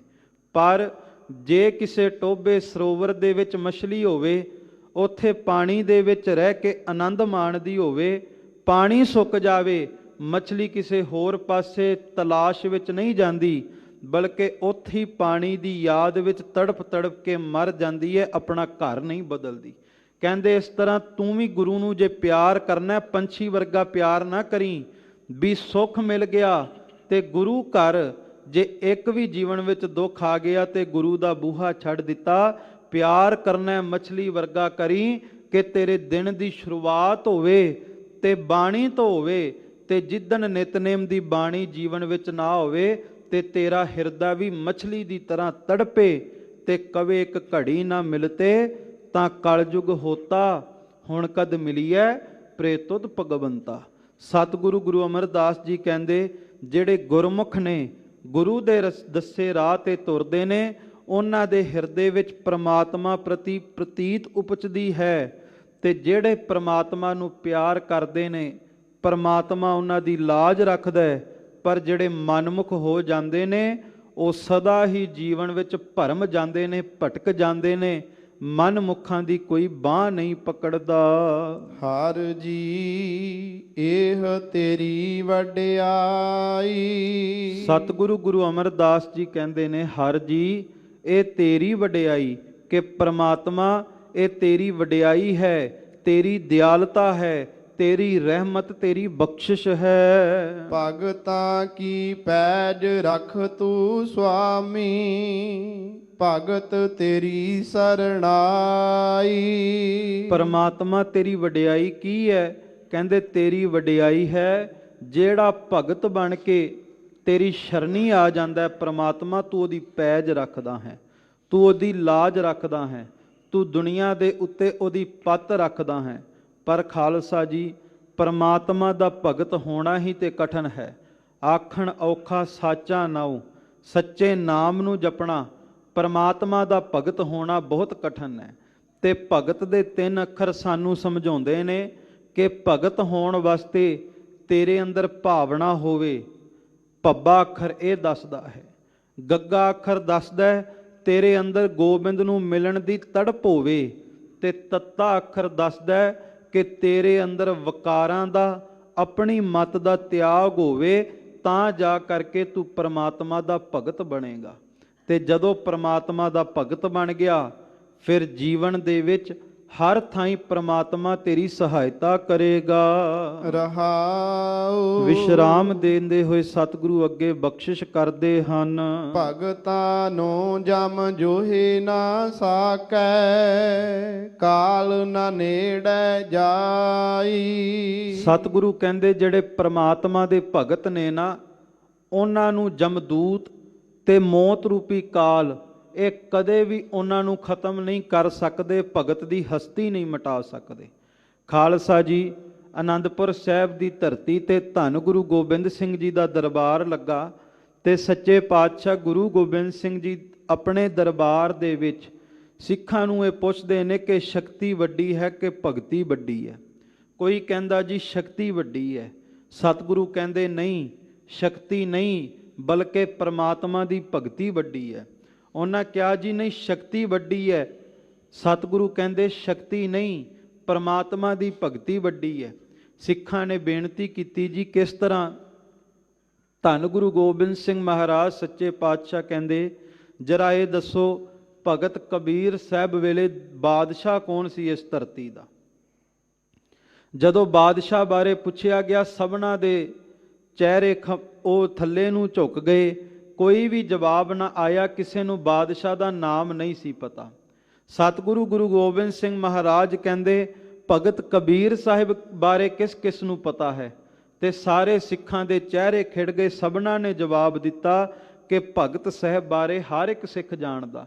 ਸਤਿਗੁਰੂ ਕਹਿੰਦੇ ਵੇਖੋ, ਇੱਕ ਪਾਸੇ ਭਗਤੀ ਹੈ, ਇੱਕ ਪਾਸੇ ਬਾਦਸ਼ਾਹ ਦੀ ਸ਼ਕਤੀ ਵੀ ਹੈ, ਪਰ ਵੇਖੋ ਜਿਹਦੇ ਮਹਿਲਾਂ ਦੇ ਵਿੱਚ ਲੱਖਾਂ ਘੋੜੇ ਹਿਣਕਦੇ ਨੇ, ਲੱਖਾਂ ਹਾਥੀ ਚੰਗਾੜਦੇ ਨੇ, ਜਿਹਦੇ ਨਾਮ ਦਾ ਡੰਕਾ ਨਰਮਦਾ ਤੋਂ ਲੈ ਕੇ ਕਾਬਲ ਕੰਧਾਰ ਤੱਕ ਵੱਜਦਾ ਹੈ, ਉਸ ਬਾਦਸ਼ਾਹ ਦਾ ਕੋਈ ਨਾਮ ਅੱਜ ਨਹੀਂ ਜਾਣਦਾ, ਪਰ ਭਗਤ ਕਬੀਰ ਦੇ ਨਾਮ ਦਾ ਡੰਕਾ ਅੱਜ ਵੀ ਦੁਨੀਆ ਦੇ ਤਖਤੇ ਤੇ ਵੱਜ ਰਿਹਾ ਹੈ। ਸਤਿਗੁਰੂ ਕਹਿੰਦੇ ਭਾਈ ਇਸ ਕਰਕੇ ਭਗਤੀ ਵੱਡੀ ਹੈ, ਕਿਉਂਕਿ ਪਰਮਾਤਮਾ ਦੀ ਭਗਤੀ ਕਰਨ ਵਾਲਿਆਂ ਦੀ ਹਸਤੀ ਕੋਈ ਮਿਟਾ ਨਹੀਂ ਸਕਦਾ, ਉਹ ਜੁਗੋ ਜੁਗ ਅਟਲ ਰਹਿੰਦੇ ਨੇ, ਮੌਤ ਵੀ ਉਹਨਾਂ ਦਾ ਕੁਝ ਵਿਗਾੜ ਨਹੀਂ ਸਕਦੀ। ਖਾਲਸਾ ਜੀ, ਦਿੱਲੀ ਦੀ ਧਰਤੀ ਤੇ ਭਾਈ ਮਤੀ ਦਾਸ ਜੀ, ਭਾਈ ਸਤੀ ਦਾਸ ਜੀ, ਭਾਈ ਦਿਆਲ ਦਾਸ ਜੀ, ਉਹਨਾਂ ਨੂੰ ਮਕਾਉਣ ਦੇ ਯਤਨ ਕੀਤੇ, ਪਰ ਜਿਸ ਬਾਦਸ਼ਾਹ ਔਰੰਗੇ ਨੇ ਉਹਨਾਂ ਨੂੰ ਮਕਾਉਣਾ ਚਾਹਿਆ, ਆਪ ਸਾਰੇ ਜਾਣਦੇ ਹੋ, ਨਾ ਉਸ ਬਾਦਸ਼ਾਹ ਨੂੰ ਅੱਜ ਕੋਈ ਪੁੱਛਦਾ, ਨਾ ਔਰੰਗੇ ਦਾ ਕੋਈ ਨਾਮ ਲੈਂਦਾ, ਪਰ ਉਸੇ ਤਖਤ ਦੇ ਸਾਹਮਣੇ ਗੁਰੂ ਕੇ 3 ਸਿੱਖ, ਉਹਨਾਂ ਦੇ ਸ਼ਹੀਦੀ ਅਸਥਾਨ ਤੇ ਲੱਖਾਂ ਹੀ ਸੰਗਤਾਂ ਜਾ ਕੇ ਝੁਕਦੀਆਂ ਨੇ, ਉਹਨਾਂ ਦੀ ਅੱਜ ਵੀ ਜੈ ਜੈਕਾਰ ਹੋ ਰਹੀ ਹੈ। ਇਹ ਹੈ ਪਰਮਾਤਮਾ ਦੇ ਪਿਆਰਿਆਂ ਦੀ ਕੋਈ ਹਸਤੀ ਮਿਟਾ ਨਹੀਂ ਸਕਦਾ। ਹੋ ਸਕਦਾ ਹੈ ਇੱਕ ਵਾਰ ਕਿਤੇ ਮੁਸ਼ਕਲਾਂ ਦਾ, ਅੜਚਨਾਂ ਦਾ ਸਾਹਮਣਾ ਕਰਨਾ ਪਵੇ, ਸੰਘਰਸ਼ ਕਰਨਾ ਪਵੇ, ਪਰ ਪ੍ਰਮਾਤਮਾ ਦੇ ਪਿਆਰੇ ਸੰਘਰਸ਼ ਕਰਕੇ ਵੀ ਸਦਾ ਜੇਤੂ ਹੀ ਹੁੰਦੇ ਨੇ, ਕਦੇ ਹਾਰਦੇ ਨਹੀਂ। ਤੇ ਮੈਂ ਇੱਕ ਅੱਜ ਬੇਨਤੀ ਕਰਨੀ ਚਾਹੁੰਦਾ ਗੁਰਦੁਆਰਾ ਮੰਜੀ ਸਾਹਿਬ ਦੀਵਾਨ ਹਾਲ ਤੋਂ ਕਿ ਸ਼੍ਰੋਮਣੀ ਗੁਰਦੁਆਰਾ ਪ੍ਰਬੰਧਕ ਕਮੇਟੀ ਵੱਲੋਂ ਵੇਖੋ ਦਸਖਤ ਮੁਹਿੰਮ ਚਲਾਈ ਜਾ ਰਹੀ ਹੈ ਬੰਦੀ ਸਿੰਘਾਂ ਦੀ ਰਿਹਾਈ ਵਾਸਤੇ, ਉਹਨਾਂ ਮਰਜੀਵੜੇ ਸਿੱਖਾਂ ਵਾਸਤੇ ਜਿਨ੍ਹਾਂ ਆਪਣੀਆਂ ਜਵਾਨੀਆਂ ਗੁਰੂ ਪੰਥ ਦੇ ਲੇਖੇ ਲਾਈਆਂ, ਤੇ ਸਮੁੱਚੇ ਗੁਰੂ ਖਾਲਸਾ ਪੰਥ ਨੂੰ, ਗੁਰੂ ਕੀ ਸੰਗਤ ਨੂੰ ਚਾਹੀਦਾ ਇਸ ਮੁਹਿੰਮ ਦੇ ਵਿੱਚ ਸ਼ਾਮਲ ਹੋਈਏ, ਕਿਉਂਕਿ ਬਾਬਾ ਜੱਸਾ ਸਿੰਘ ਆਹਲੂਵਾਲੀਆ ਦੇ ਬਚਨ ਸਨ ਬੁੱਢਾ ਦਲ ਦੇ ਚੌਥੇ ਮੁਖੀ ਦੇ ਕਿ ਮਿਸਲ ਵੰਡ ਅਬ ਕਬੂ ਨਾ ਪਾਵੋਂ, ਰਲ ਮਿਲ ਤੁਰਕੜ ਪੰਥ ਬਚਾਵੋਂ। ਜਦੋਂ ਪੰਥ ਤੇ ਗੱਲ ਬਣ ਜਾਵੇ ਫਿਰ ਆਪਸੀ ਧੜਿਆਂ ਤੋਂ, ਆਪਸੀ ਵੰਡੀਆਂ ਤੋਂ ਉਤਾਂ ਉੱਠ ਕਰਕੇ ਇੱਕ ਪੰਥ ਦੇ ਨਿਸ਼ਾਨ ਦੀ ਤਾਬਿਆ ਤੇ ਚੱਲਣਾ ਸ਼ੁਰੂ ਕਰ ਦੇਣਾ ਚਾਹੀਦਾ ਹੈ। ਖਾਲਸਾ ਜੀ, ਇਸ ਕਰਕੇ ਅੱਜ ਸਾਨੂੰ ਇਸ ਮੁਹਿੰਮ ਦੇ ਵਿੱਚ ਸ਼ਾਮਲ ਹੋਣਾ ਚਾਹੀਦਾ ਹੈ। ਇਹ ਦਸਖਤ ਨਹੀਂ, ਬਲਕਿ ਇਹ ਕੇਵਲ ਇੱਕ ਹਾ ਦਾ ਨਾਰਾ ਹੈ। ਤੇ ਚੇਤੇ ਰੱਖੋ, ਸਰਹੰਦ ਦੇ ਵਿੱਚ ਉਸ ਨਵਾਬ ਨੇ ਹਾ ਦਾ ਨਾਰਾ ਮਾਰਿਆ, ਗੁਰੂ ਨੇ ਉਹਨਾਂ ਦੀ ਜੜ ਰੱਖ ਲਈ। ਅੱਜ ਜਿਹੜਾ ਵੀ ਗੁਰੂ ਕਾ ਸਿੱਖ ਬੰਦੀ ਸਿੰਘਾਂ ਵਾਸਤੇ ਹਾ ਦਾ ਨਾਰਾ ਮਾਰੇਗਾ, ਕਲਗੀਆਂ ਵਾਲਾ ਉਸ ਸਿੱਖ ਦੀ ਜੜ ਦੁਨੀਆ ਤੇ ਜ਼ਰੂਰ ਰੱਖੇਗਾ। ਤੇ ਇੱਕ ਹੋਰ ਬੇਨਤੀ ਕਰਾਂ ਕਿ ਖਾਲਸੇ ਨੂੰ ਕੋਈ ਬੰਦੀ ਬਣਾ ਨਹੀਂ ਸਕਦਾ। ਇਹ ਠੀਕ ਹੈ, ਸੰਘਰਸ਼ ਕਰਨਾ ਪੈ ਰਿਹਾ, ਪਰ ਜਿਨ੍ਹਾਂ ਹਕੂਮਤਾਂ ਦੇ ਰਾਜ ਵਿੱਚ ਖਾਲਸਾ ਸੰਘਰਸ਼ ਕਰਦਾ ਹੈ, ਉਹ ਹਕੂਮਤਾਂ ਤੇ ਬਹੁਤੀ ਦੇਰ ਨਹੀਂ ਰਹਿੰਦੀਆਂ, ਪਰ ਖਾਲਸੇ ਦੇ ਰਾਜ ਦਾ ਨਿਸ਼ਾਨ ਉਹ ਸਦਾ ਹੀ ਦੁਨੀਆ ਭਰ ਦੇ ਵਿੱਚ ਝੁਲਦਾ ਹੀ ਰਹਿੰਦਾ ਹੈ। ਸੋ ਇਸ ਮੁਹਿੰਮ ਦੇ ਵਿੱਚ ਜਾਂ ਗੁਰਦੁਆਰਾ ਅੰਬ ਸਾਹਿਬ ਵੀ ਸੰਘਰਸ਼ ਚੱਲ ਰਿਹਾ, ਇਹਨਾਂ ਵਿੱਚ ਯੋਗਦਾਨ ਪਾ ਕਰਕੇ ਪੰਥ ਦੇ ਭਲੇ ਦੇ ਕਾਰਜਾਂ ਵਿੱਚ ਜੁੜੀਏ। ਸੁਖ ਰਹੋ ਵਿਚਾਰ। ਸਤਿਗੁਰੂ ਗੁਰੂ ਅਮਰਦਾਸ ਜੀ ਕਹਿੰਦੇ, ਜਿਹੜੇ ਪ੍ਰਮਾਤਮਾ ਦੇ ਪਿਆਰੇ ਨੇ ਨਾ, ਉਹਨਾਂ ਦਾ ਮੌਤ ਵੀ ਕੁਝ ਵਿਗਾੜ ਨਹੀਂ ਸਕਦੀ। ਕੇਵਲ RAM ਨਾਮ ਮਨ ਵਸਿਆ, ਨਾਮੇ ਹੀ ਮੁਕਤ ਪਾਈ। ਉਹਦਾ ਕਾਰਨ ਧੰਨ ਗੁਰੂ ਅਮਰਦਾਸ ਜੀ ਕਹਿੰਦੇ ਨੇ, ਪਰਮਾਤਮਾ ਦੇ ਪਿਆਰਿਆਂ ਦਾ ਮੌਤ ਇਸ ਕਰਕੇ ਕੁਝ ਨਹੀਂ ਵਿਗਾੜਦੀ, ਕਿਉਂਕਿ ਉਹਨਾਂ ਦੇ ਮਨ ਵਿੱਚ ਕੇਵਲ ਪਰਮਾਤਮਾ ਦਾ ਨਾਮ ਵਸਿਆ ਹੁੰਦਾ ਹੈ। ਤੇ ਪਰਮਾਤਮਾ ਦਾ ਨਾਮ ਜਿਹਦੇ ਹਿਰਦੇ ਵਿੱਚ ਵਸ ਜਾਵੇ, ਉਹ ਦੁਨੀਆ ਦੇ ਬੰਧਨਾਂ ਤੋਂ ਮੁਕਤ ਹੋ ਜਾਂਦਾ ਹੈ। ਰਿੱਧ ਸਿੱਧ ਸਭ ਭਗਤਾਂ ਚਰਣੀ ਲਾਗੀ, ਗੁਰ ਕੈ ਸਹਿਜ ਸੁਭਾਈ। ਅਤੇ ਜਿਤਨੀਆਂ ਵੀ ਰਿੱਧੀਆਂ ਸਿੱਧੀਆਂ ਨਵ ਨਿਧੀ 18 ਸਿੱਧੀ ਪਾਛੈ ਲੱਗੀਆਂ ਫਿਰੈ, ਜੋ ਹਰ ਹਿਰਦੈ ਸਦਾ ਵਸਾਏ। ਇਹ ਰਿੱਧੀਆਂ ਸਿੱਧੀਆਂ ਸਦਾ ਭਗਤਾਂ ਦੇ ਚਰਨਾਂ ਦੀ ਧੂੜੀ ਨੂੰ ਲੋਚਦੀਆਂ। ਆਪ ਸਭ ਗੁਰੂ ਰਾਮਦਾਸ ਜੀ ਦੇ ਅਸਥਾਨ ਤੇ ਹਾਜ਼ਰੀ ਭਰ ਰਹੇ ਹੋ, ਇੱਥੇ ਭਾਵਨਾ ਨਾਲ ਵੇਖਿਆ ਕਰੋ। ਇਹ ਸੰਗਤਾਂ ਦੇ ਚਰਨ ਧੂੜੀ ਦੇ ਵਿੱਚ ਵੀ ਲੱਖਾਂ ਹੀ ਰਿੱਧੀਆਂ ਸਿੱਧੀਆਂ ਭਟਕ ਰਹੀਆਂ। ਇੱਥੇ ਲੱਖਾਂ ਰਿੱਧੀਆਂ ਸਿੱਧੀਆਂ ਗੁਰੂ ਰਾਮਦਾਸ ਦੇ ਚਰਨ ਪਰਸ ਰਹੀਆਂ। ਖਾਲਸਾ ਜੀ ਸ਼੍ਰੀ ਹਰਮੰਦਰ ਦਰਸ਼ਨ ਕਿਤਾਬ ਦੇ ਅੰਦਰ ਡਾਕਟਰ ਸਰੂਪ ਸਿੰਘ ਲਿਖਦੇ ਨੇ ਕਿ 1980 ਦੇ ਨਜ਼ਦੀਕ ਅੰਮ੍ਰਿਤ ਵੇਲੇ ਇੱਕ ਦਿਨ ਹਰਮੰਦਰ ਸਾਹਿਬ ਦਰਸ਼ਨ ਕਰਨ ਦਾ ਸੁਭਾਗ ਮਿਲਿਆ। ਕੀਰਤਨ ਹੋ ਰਿਹਾ ਸੀ, ਨਵ ਨਿਧੀ 18 ਸਿੱਧੀ ਪਾਛੈ ਲੱਗੀਆਂ ਫਿਰੈ, ਜੋ ਹਰ ਹਿਰਦੈ ਸਦਾ ਵਸਾਏ। ਮਨ ਵਿੱਚ ਆਇਆ ਕਿ ਇਹ ਸੱਚਮੁੱਚ ਇਸ ਤਰ੍ਹਾਂ ਹੋ ਸਕਦਾ ਹੈ, ਜਿਹੜਾ ਪ੍ਰਮਾਤਮਾ ਦੇ ਨਾਮ ਨੂੰ ਮਨ ਵਿੱਚ ਵਸਾਵੇ ਤੇ ਉਹਦੇ ਮਗਰ ਮਗਰ ਰਿੱਧੀਆਂ ਸਿੱਧੀਆਂ ਦੌੜਨ ਲੱਗ ਜਾਣ। ਜਿਨ੍ਹਾਂ ਰਿੱਧੀਆਂ ਸਿੱਧੀਆਂ ਮਗਰ ਦੇਵੀ ਦੇਵਤੇ ਤੇ ਵੱਡੇ ਵੱਡੇ ਸਿੱਧ ਮੁਨੀਸ਼ਰ ਤਪੀਸ਼ਰ ਦੌੜਦੇ ਰਹੇ। ਕਹਿੰਦੇ ਇਤਨੇ ਨੂੰ ਡਾਕਟਰ ਸਾਹਿਬ ਦੀ ਨਿਗਾਹ ਇੱਕ ਬਜ਼ੁਰਗ ਵੱਲ ਪਈ। ਉਸ ਬਜ਼ੁਰਗ ਨੇ ਪਾਟਾ ਹੋਇਆ ਕੁੜਤਾ ਪਾਇਆ। ਉਸ ਕੁੜਤੇ ਦੇ ਉੱਤੇ ਕੁੱਲ 11 ਟਾਕੀਆਂ ਲੱਗੀਆਂ ਹੋਈਆਂ ਸੀ। ਇਹਨਾਂ ਦੇ ਮਨ ਵਿੱਚ ਆਇਆ ਉਸ ਬਜ਼ੁਰਗ ਨੂੰ ਵੇਖ ਕੇ ਕਿ ਕਿੰਨਾ ਖੁੱਭ ਕੇ ਕੀਰਤਨ ਸੁਣ ਰਿਹਾ ਹੈ। ਉਹਨਾਂ ਦੇ ਨੇਤਰ ਝੁਕੇ ਹੋਏ ਸਨ। ਜਦੋਂ ਕੀਰਤਨ ਸੁਣ ਰਹੇ ਸਨ, ਨੇਤਰਾਂ ਦੇ ਵਿੱਚੋਂ ਲਗਾਤਾਰ ਜਲ ਵਹਿ ਰਿਹਾ ਸੀ। ਖੁੱਭ ਕੇ ਕੀਰਤਨ ਸੁਣ ਰਹੇ ਸਨ, ਆਲਾ ਦੁਆਲਾ ਵੀ ਭੁੱਲ ਚੁੱਕੇ ਸਨ। ਤੇ ਡਾਕਟਰ ਸਾਹਿਬ ਦੇ ਮਨ ਵਿੱਚ ਆਇਆ ਕਿ ਜਦੋਂ ਕੀਰਤਨ ਸਮਾਪਤ ਹੋਵੇਗਾ ਨਾ, ਮੈਂ ਇਹਨਾਂ ਨੂੰ ਕੁੜਤਾ ਦਵਾ ਦਿਆਂਗਾ। ਇਹਨਾਂ ਦੇ ਕੁੜਤੇ ਤੇ ਟਾਕੀਆਂ ਲੱਗੀਆਂ, ਕੀਰਤਨ ਸੁਣ ਰਹੇ ਨੇ, ਪਰਮਾਤਮਾ ਦੇ ਪਿਆਰੇ ਨੇ, ਤੇ ਟਾਕੀਆਂ ਵਾਲਾ ਕੁੜਤਾ ਚੰਗਾ ਨਹੀਂ ਲੱਗਦਾ। ਡਾਕਟਰ ਸਾਹਿਬ ਕਹਿੰਦੇ ਮੇਰਾ ਧਿਆਨ ਕੀਰਤਨ ਤੋਂ ਖੜ ਗਿਆ, ਉਸ ਬਜ਼ੁਰਗ ਵੱਲ ਟਿਕ ਗਿਆ ਕਿ ਜਦੋਂ ਬਜ਼ੁਰਗ ਉੱਠੇਗਾ ਮੈਂ ਜਾ ਕੇ ਇਹਦੇ ਨਾਲ ਮੁਲਾਕਾਤ ਕਰਾਂਗਾ। ਕਹਿੰਦੇ 5:30 ਹੋ ਗਏ। ਸਤਿਗੁਰੂ ਗੁਰੂ ਗ੍ਰੰਥ ਸਾਹਿਬ ਮਹਾਰਾਜ ਸੱਚੇ ਪਾਤਸ਼ਾਹ ਆ ਗਏ। ਹੁਕਮਨਾਮਾ ਸਾਹਿਬ ਹੋ ਗਿਆ, ਅਰਦਾਸ ਹੋ ਗਈ, ਪਰ ਉਹ ਬਜ਼ੁਰਗ ਨਹੀਂ ਉੱਠੇ। ਉਹ ਕੀਰਤਨ ਵਿੱਚ ਖੁੱਭੇ ਹੋਏ ਸਨ। ਕਹਿੰਦੇ ਬਾਅਦ ਵਿੱਚ ਮੈਂ ਮਨ ਵਿੱਚ ਫੁਰਨਾ ਜਗਾਇਆ ਕਿ ਜੇ ਤਾਂ 6 ਵਜੇ ਤੱਕ ਉੱਠ ਗਏ ਤਾਂ ਠੀਕ ਹੈ, ਨਹੀਂ ਤਾਂ ਫਿਰ ਮੈਂ ਵੀ ਚਾਲਾ ਪਾ ਦਿਆਂਗਾ। ਪਰ ਕਹਿੰਦੇ ਠੀਕ 6 ਵਜੇ ਉਹ ਬਜ਼ੁਰਗ ਖੜੇ ਹੋਏ, ਗੁਰੂ ਰਾਮਦਾਸ ਜੀ ਦੇ ਚਰਨਾਂ ਵਿੱਚ ਅਰਦਾਸ ਕਰਕੇ ਬਾਹਰ ਨੂੰ ਨਿਕਲੇ ਤੇ ਡਾਕਟਰ ਸਾਹਿਬ ਮਗਰੇ ਚਲੇ ਗਏ। ਤੇ ਜਾ ਕਰਕੇ ਕੋਲ ਜਾ ਕੇ ਜਦੋਂ ਫਤਿਹ ਬੁਲਾਉਣ ਲੱਗੇ ਹਰ ਕੀ ਪੌੜੀ ਦੇ ਕੋਲ, ਉਸ ਬਜ਼ੁਰਗ ਨੇ ਘੁੰਮ ਕੇ ਕਿਹਾ, ਆਓ ਦਾਨੀ ਪੁੱਤਰਾ, ਲਿਆ ਛੇਤੀ ਕਰ ਮੈਨੂੰ ਕੁੜਤਾ ਦਵਾ ਦੇ। ਨਾ ਤੂੰ ਕੀਰਤਨ ਸੁਣਿਆ ਤੇ ਨਾ ਮੈਨੂੰ ਕੀਰਤਨ ਸੁਣਨ ਦਿੱਤਾ ਈ। ਡਾਕਟਰ ਸਾਹਿਬ ਕਹਿੰਦੇ ਮੈਂ ਖਾਮੋਸ਼ ਹੋ ਗਿਆ। ਮੇਰਾ ਰੋਮ ਰੋਮ ਖਿੜ ਗਿਆ ਕਿ ਇਹਨਾਂ ਨੂੰ ਪਹਿਲਾਂ ਕਿਵੇਂ ਪਤਾ ਲੱਗ ਗਿਆ। ਤੇ ਉਸ ਬਜ਼ੁਰਗ ਨੇ ਕਿਹਾ ਇਹ ਗੁਰੂ ਰਾਮਦਾਸ ਦਾ ਘਰ ਹੈ, ਗੁਰੂ ਰਾਮਦਾਸ ਦੇ ਘਰ ਦੇ ਕੂਕਰਾਂ ਦੇ ਵਿੱਚ ਵੀ ਕਰਾਮਾਤਾਂ ਵਰਤਦੀਆਂ ਨੇ। ਇੱਥੇ ਆ ਕੇ ਕਦੇ ਵੀ ਮਨ ਵਿੱਚ ਨਹੀਂ ਸੋਚਣਾ ਕਿ ਬਾਣੀ ਦੇ ਬਚਨ ਸੱਚ ਵੀ ਹੋਣਗੇ ਕਿ ਨਹੀਂ। ਇੱਥੇ ਜਿਹੜਾ ਵੀ ਗੁਰੂ ਰਾਮਦਾਸ ਦੇ ਘਰ ਵਿੱਚ ਆ ਕੇ ਸੇਵਾ ਕਰਦਾ ਹੈ, ਭਾਂਡੇ ਮਾਂਜਦਾ ਹੈ, ਜੋੜੇ ਘਰ ਦੀ ਸੇਵਾ ਕਰਦਾ ਹੈ, ਖਾਲਸਾ ਜੀ ਜਿਹੜੀ ਦਾਤ ਦੁਨੀਆ ਦੇ ਕਿਸੇ ਤਖਤ ਤੋਂ ਨਹੀਂ ਮਿਲ ਸਕਦੀ, ਚੇਤੇ ਰੱਖਿਓ ਉਹ ਦਾਤ ਗੁਰੂ ਰਾਮਦਾਸ ਦੇ ਚਰਨਾਂ ਦੀ ਧੂੜੀ ਦੇ ਵਿੱਚੋਂ ਮਿਲ ਜਾਵੇਗੀ। ਭਾਈ ਸਾਹਿਬ ਭਾਈ ਨੰਦ ਲਾਲ ਸਾਹਿਬ ਕਹਿੰਦੇ ਨੇ ਕਿ ਹਰਮੰਦਰ ਸਾਹਿਬ ਆਓ ਤੇ ਇੱਥੋਂ ਦੀ ਚਰਨ ਧੂੜੀ ਆਪਣੇ ਮਸਤਕ ਨਾਲ ਲਾਇਓ। ਪੁੱਛਿਆ ਜੀ ਕਿਉਂ? ਕਹਿੰਦੇ ਹਰਮੰਦਰ ਸਾਹਿਬ ਦੇ ਸੰਗਤ ਦੇ ਚਰਨਾਂ ਦੀ ਧੂੜੀ ਦਾ ਮੁਕਾਬਲਾ ਮੌਕੇ ਦੀ ਦੌਲਤ, ਮੌਕੇ ਦਾ ਸੋਨਾ ਵੀ ਨਹੀਂ ਕਰ ਸਕਦਾ। ਕਿਉਂ? ਭਾਈ ਸਾਹਿਬ ਕਹਿੰਦੇ ਕੋਈ ਸੋਨਾ ਤਨ ਨਾਲ ਲਾਵੇ, ਸੋਨਾ ਕਦੇ ਮਾੜੇ ਕਰਮ ਨਹੀਂ ਮੇਟਦਾ।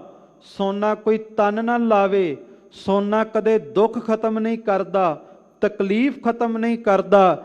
ਪਰ ਭਾਵਨਾ ਨਾਲ ਗੁਰੂ ਰਾਮਦਾਸ ਦੇ ਚਰਨਾਂ ਦੀ ਧੂੜੀ ਮੱਥੇ ਨਾਲ ਲਾਇਓ। ਗੁਰੂ ਰਾਮਦਾਸ ਦੇ ਚਰਨਾਂ ਦੀ ਧੂੜੀ ਮਾੜੇ ਤੋਂ ਮਾੜਾ ਕਰਮ ਵੀ ਮੇਟਦੀ ਹੈ ਤੇ ਵੱਡੇ ਤੋਂ ਵੱਡਾ ਦੁੱਖ ਵੀ ਕੱਟ ਦਿੰਦੀ ਹੈ। ਇਹ ਹੈ ਧੰਨ ਗੁਰੂ ਰਾਮਦਾਸ ਸੱਚੇ ਪਾਤਸ਼ਾਹ ਦੇ ਘਰ ਦੀ ਬਖਸ਼ਿਸ਼ ਕਿ ਜਿਹੜਾ ਵੀ ਆ ਕੇ ਜਪਦਾ ਹੈ ਖਾਲਸਾ ਜੀ, ਨਾਮ ਦੀ ਬਰਕਤ ਹੁੰਦੀ ਹੈ। ਜਿਹੜਾ ਨਾਮ ਨੂੰ ਜਪਦਾ ਹੈ ਰਿੱਧੀਆਂ ਸਿੱਧੀਆਂ ਉਹਨਾਂ ਦੇ ਚਰਨਾਂ ਦੇ ਵਿੱਚ ਹੁੰਦੀਆਂ ਨੇ। ਮਨ ਮੁਖਾਂ ਨੋ ਪ੍ਰਤੀਤ ਨਾ ਆਵੀ, ਅੰਤਰ ਲੋਭ ਸੁਆਉ। ਪਰ ਜਿਹੜੇ ਮਨਮੁਖ ਨੇ, ਜਿਹੜੇ ਕਲਯੁਗੀ ਬਿਰਤੀ ਵਾਲੇ ਨੇ, ਉਹਨਾਂ ਦੇ ਅੰਦਰ ਇਹ ਭਰੋਸਾ ਨਹੀਂ ਹੁੰਦਾ। ਉਹ ਹਮੇਸ਼ਾ ਸ਼ੰਕਿਆਂ ਵਿੱਚ ਹੀ ਉਲਝੇ ਰਹਿੰਦੇ ਨੇ। ਇਸੇ ਕਰਕੇ ਆਪਾਂ ਰੋਜ਼ ਅਰਦਾਸ ਵਿੱਚ ਮੰਗਦੇ ਹਾਂ ਸਿੱਖਾਂ ਨੂੰ ਸਿੱਖੀ ਦਾਨ, ਕੇਸ ਦਾਨ, ਰਹਿਤ ਦਾਨ, ਵਿਵੇਕ ਦਾਨ, ਵਿਸਾਹੋ ਦਾਨ, ਭਰੋਸਾ ਦਾਨ ਕਿ ਸਿੱਖ ਵਾਸਤੇ ਜੇ ਸਿੱਖੀ ਕਮਾਉਣੀ ਜ਼ਰੂਰੀ ਹੈ, ਸਿੱਖੀ ਵੀ ਤਾਂ ਹੀ ਕਮਾਈ ਜਾਵੇਗੀ ਜੇ ਸਿੱਖ ਦੇ ਹਿਰਦੇ ਦੇ ਅੰਦਰ ਭਰੋਸਾ ਵੀ ਹੈ। ਸੋ ਇਸ ਕਰਕੇ ਜਿਹੜੇ ਮਨਮੁਖ ਹੁੰਦੇ ਨੇ ਉਹ ਸ਼ੰਕਿਆਂ ਦੇ ਵਿੱਚ ਉਲਝ ਜਾਂਦੇ ਨੇ ਤੇ ਸਦਾ ਹੀ ਵਿਸ਼ਿਆਂ ਵਕਾਰਾਂ ਵਿੱਚ ਉਲਝੇ ਰਹਿੰਦੇ ਨੇ, ਗੁਰੂ ਦੀ ਬਖਸ਼ਿਸ਼ ਤੋਂ ਵਾਂਝੇ ਰਹਿ ਜਾਂਦੇ ਨੇ। ਗੁਰਮੁਖ ਹਿਰਦੈ ਸ਼ਬਦ ਨਾ ਭੇਦਿਓ, ਹਰ ਨਾਮ ਨ ਲਾਗਾ ਭਾਉ। ਨਾ ਤਾਂ ਗੁਰੂ ਵੱਲ ਮੁਖ ਕਰਕੇ ਗੁਰੂ ਦੀ ਮੱਤ ਨੂੰ ਧਾਰਨ ਕਰਦੇ ਨੇ, ਨਾ ਹੀ ਸ਼ਬਦ ਵਿੱਚ ਅਭੇਦ ਹੁੰਦੇ ਨੇ ਤੇ ਨਾ ਹੀ ਉਹਨਾਂ ਦਾ ਮਨ ਕਦੇ ਗੁਰੂ ਕੇ ਕੀਰਤਨ ਦੇ ਵਿੱਚ, ਗੁਰੂ ਕੀ ਬਾਣੀ ਵਿੱਚ ਜੁੜਦਾ ਹੈ ਮਨਮੁਖਾਂ ਦਾ। ਕੂੜ ਕਪਟ ਪਾਜ ਲਹਿ ਜਾਸੀ, ਮਨਮੁਖ ਫੀਕਾ ਅਲਾਉ। ਮਨਮੁਖ ਭਾਵੇਂ ਬਾਹਰੋਂ ਆਪਣੇ ਆਪ ਨੂੰ ਧਰਮੀ ਬਣਦਾ ਵੀ ਹੋਵੇ, ਪਰ ਕਹਿੰਦੇ ਜਦੋਂ ਬੋਲੇਗਾ ਐਸੇ ਫਿੱਕੇ ਬੋਲ ਬੋਲੇਗਾ ਕਿ ਸ਼ਰਧਾ ਵਾਲਿਆਂ ਦੇ ਹਿਰਦਿਆਂ ਦੇ ਵਿੱਚ ਵੀ ਫਿੱਕਾਪਣ ਪਾ ਦੇਵੇਗਾ। ਅੱਜ ਆਪਾਂ ਵੇਖਦੇ ਆ ਨਾ ਕਿ ਕਈ ਆਪਣੇ ਆਪ ਨੂੰ ਗੁਰੂ ਕੇ ਪ੍ਰਚਾਰਕ ਕਹਿਲਾ ਕੇ ਵੀ ਗੁਰੂ ਘਰ ਦੀਆਂ ਕਰਾਮਾਤਾਂ ਰਹਿਮਤਾਂ ਤੇ ਸ਼ੰਕਾ ਕਰੀ ਜਾਂਦੇ ਨੇ, ਗੁਰੂ ਘਰ ਦੀਆਂ ਸੰਪਰਦਾਵਾਂ ਤੇ ਸ਼ੰਕਾ ਕਰੀ ਜਾਂਦੇ ਨੇ। ਕਹਿਣਗੇ ਆਪਣੇ ਆਪ ਨੂੰ ਗੁਰੂ ਵਾਲੇ, ਪਰ ਗੁਰੂ ਤੇ ਉਹਨਾਂ ਦਾ ਇੱਕ ਖਿਣ ਵੀ ਭਰੋਸਾ ਨਹੀਂ ਟਿਕਦਾ। ਸਤਿਗੁਰੂ ਕਹਿੰਦੇ ਜਿਹੜੇ ਇਹੋ ਜਿਹੇ ਮਨਮੁਖ ਨੇ ਉਹਨਾਂ ਦਾ ਫਿਰ ਜਿਹੜਾ ਪਰਦਾ ਹੁੰਦਾ ਹੈ, ਉਹਨਾਂ ਦੇ ਬੋਲਣ ਦੇ ਨਾਲ ਉਹ ਪਰਦਾ ਵੀ ਲੈ ਜਾਂਦਾ ਹੈ। ਭਗਤਾਂ ਵਿੱਚ ਆਪ ਵਰਤਦਾ ਪ੍ਰਭ ਜੀ, ਭਗਤੀ ਹੂੰ ਤੂੰ ਜਾਤਾ। ਪਰ ਜਿਹੜੇ ਭਗਤ ਹੁੰਦੇ ਨੇ, ਭਗਤਾਂ ਦੇ ਵਿੱਚ ਪ੍ਰਮਾਤਮਾ ਆਪ ਵਰਤਦਾ ਹੈ, ਅਕਾਲ ਪੁਰਖ ਵਾਹਿਗੁਰੂ ਆਪ ਬੋਲਦਾ ਹੈ। ਜਿਹੜੇ ਪ੍ਰਮਾਤਮਾ ਨੂੰ ਜਪਦੇ ਨੇ ਉਹ ਕੋਈ ਵੀ ਬਚਨ ਕਰਨ ਉਹ ਆਪ ਨਹੀਂ ਕਰਦੇ, ਉਹਨਾਂ ਵਿੱਚੋਂ ਪ੍ਰਮਾਤਮਾ ਆਪ ਬਖਸ਼ਿਸ਼ ਕਰਦਾ ਹੈ। ਕਿਉਂ? ਕਿਉਂਕਿ ਉਹਨਾਂ ਦੇ ਹਿਰਦੇ ਦੇ ਅੰਦਰ ਭਗਤੀ ਟਿਕੀ ਹੈ। ਖਾਲਸਾ ਜੀ 9 ਪ੍ਰਕਾਰ ਦੀ ਭਗਤੀ ਹੈ। ਸਰਵਣ ਭਗਤੀ, ਕੀਰਤਨ ਭਗਤੀ, ਸਿਮਰਨ ਭਗਤੀ, ਪਾਦ ਸੇਵਨ ਭਗਤੀ, ਅਰਚਨ ਭਗਤੀ, ਬੰਦਨਾ ਭਗਤੀ, ਸਖੀ ਭਾਵ ਭਗਤੀ, ਦਾਸ ਭਾਵ ਭਗਤੀ ਤੇ ਆਤਮ ਸਮਰਪਣ ਭਗਤੀ। ਪਹਿਲੀ ਭਗਤੀ ਸਰਵਣ ਭਗਤੀ, ਗੁਰੂ ਘਰ ਆ ਕੇ ਕੀਰਤਨ ਸੁਣਨਾ, ਇਹ ਵੀ ਇੱਕ ਭਗਤੀ ਹੈ। ਦੂਸਰੀ ਹੈ ਕੀਰਤਨ ਭਗਤੀ, ਗੁਰੂ ਘਰ ਆ ਕੇ ਕੀਰਤਨ ਕਰਨਾ, ਇਹ ਵੀ ਇੱਕ ਭਗਤੀ ਹੈ। ਤੀਸਰੀ ਹੈ ਸਿਮਰਨ ਭਗਤੀ, ਸੰਗਤ ਵਿੱਚ ਜੁੜ ਕੇ ਗੁਰੂ ਗੁਰੂ ਜਪਣਾ, ਸਿਮਰਨ ਕਰਨਾ, ਇਹ ਵੀ ਭਗਤੀ ਹੈ। ਚੌਥੀ ਹੈ ਪਾਦ ਸੇਵਨ ਭਗਤੀ, ਗੁਰੂ ਕੀ ਸੰਗਤ ਦੇ ਚਰਨਾਂ ਦੀ ਸੇਵਾ ਕਰਨੀ, ਇਹ ਵੀ ਗੁਰੂ ਘਰ ਦੇ ਵਿੱਚ ਭਗਤੀ ਹੈ। ਅਰਚਨ ਭਗਤੀ, ਗੁਰੂ ਵਾਸਤੇ ਕੁਝ ਨਾ ਕੁਝ ਭੇਟਾ ਵਜੋਂ ਲੈ ਕੇ ਆਉਣਾ। ਪ੍ਰੇਮ ਦੀ ਭੇਟਾ ਵਿੱਚ ਭਾਵੇਂ ਇੱਕ ਫੁੱਲ ਵੀ ਲੈ ਕੇ ਆਵੀਂ, ਉਹ ਵੀ ਗੁਰੂ ਘਰ ਦੇ ਵਿੱਚ ਭਗਤੀ ਪ੍ਰਵਾਨ ਹੋਵੇਗੀ। ਇੱਕ ਹੈ ਮੈਤਰੀ ਸਖੀ ਭਾਵ ਭਗਤੀ, ਆਪਣੇ ਆਪ ਨੂੰ ਅਕਾਲ ਪੁਰਖ ਵਾਹਿਗੁਰੂ ਪਰਮਾਤਮਾ ਦੇ ਸਨਮੁਖ ਕੇਵਲ ਇੱਕ ਜੀਵ ਆਤਮਾ ਇਸਤਰੀ ਜਾਣਨਾ, ਪਰਮਾਤਮਾ ਨੂੰ ਆਪਣਾ ਕੰਤ ਜਾਣਨਾ, ਆਪਣਾ ਪਤੀ ਜਾਣਨਾ। ਤੇ ਇੱਕ ਹੈ ਦਾਸ ਭਾਵ ਭਗਤੀ, ਕਿ ਜੇ ਗੁਰੂ ਘਰ ਚੋਂ ਬਖਸ਼ਿਸ਼ ਵੀ ਹੋ ਜਾਵੇ ਤਾਂ ਕਿਤੇ ਹੰਕਾਰ ਨਹੀਂ ਕਰਨਾ, ਹਮੇਸ਼ਾ ਗੁਰੂ ਘਰ ਦਾ ਸੇਵਕ ਬਣ ਕੇ ਗੁਰੂ ਕਾ ਦਾਸ ਵਾਲੀ ਭਾਵਨਾ ਰੱਖਣੀ। ਤੇ ਫਿਰ ਹੈ ਆਤਮ ਸਮਰਪਣ ਭਗਤੀ, ਕਿ ਤਨ ਮਨ ਧਨ ਸਭ ਸੌਂਪ ਗੁਰ ਕੋ ਹੁਕਮ ਮੰਨਿਆ ਪਾਈਐ। ਆਪਣਾ ਆਪ ਗੁਰੂ ਨੂੰ ਸਮਰਪਿਤ ਕਰਨਾ। ਬੰਧਨ ਭਗਤੀ, ਡੰਡੌਤ ਬੰਧਨ ਅਨਕ ਬਾਰ ਸਰਬ ਕਲਾ ਸਮਰੱਥ, ਗੁਰੂ ਨੂੰ ਮੱਥਾ ਟੇਕਣਾ, ਨਮਸਕਾਰ ਕਰਨਾ। ਖਾਲਸਾ ਜੀ ਇਹ ਵੀ ਭਗਤੀ ਹੈ। ਇਸ ਤਰ੍ਹਾਂ 9 ਪ੍ਰਕਾਰ ਦੀਆਂ ਭਗਤੀਆਂ ਸਤਿਗੁਰੂ ਦੱਸਦੇ ਹਨ। ਮਾਇਆ ਮੋਹ ਸਭ ਲੋਕ ਹੈ ਤੇਰੀ, ਤੂੰ ਏਕੋ ਪੁਰਖ ਵਿਦਾਤਾ। ਸੱਚੇ ਪਾਤਸ਼ਾਹ ਕਹਿੰਦੇ ਜਿਤਨੀ ਵੀ ਮਾਇਆ ਨਜ਼ਰ ਆ ਰਹੀ ਹੈ ਨਾ, ਜਿਤਨਾ ਵੀ ਸੰਸਾਰ ਦਾ ਪਸਾਰਾ ਨਜ਼ਰ ਆ ਰਿਹਾ, ਇਹ ਸਾਰਾ ਕੁਝ ਅਕਾਲ ਪੁਰਖ ਵਾਹਿਗੁਰੂ ਪਰਮਾਤਮਾ ਦਾ ਹੈ। ਤੇ ਸਾਰੇ ਪਸਾਰੇ ਨੂੰ ਚਲਾਉਣ ਵਾਲਾ ਵੀ ਇੱਕ ਅਕਾਲ ਪੁਰਖ ਵਾਹਿਗੁਰੂ ਖੁਦ ਹੀ ਹੈ। ਏਕਾ ਮਾਈ ਜੁਗਤ ਵਿਆਈ ਤਿੰਨ ਚੇਲੇ ਪ੍ਰਵਾਨ, ਉਹ ਅਕਾਲ ਪੁਰਖ ਵਾਹਿਗੁਰੂ ਪਰਮਾਤਮਾ ਹੀ ਚਲਾ ਰਿਹਾ। ਜਲ ਕਹਾ ਥਲ ਕਹਾ ਗगन के गौन कहा, काल के बनाहे सबै काल ही चबाहेंगे। जितना भी पसारा परमात्मा दे हुक्म विच चल रहा।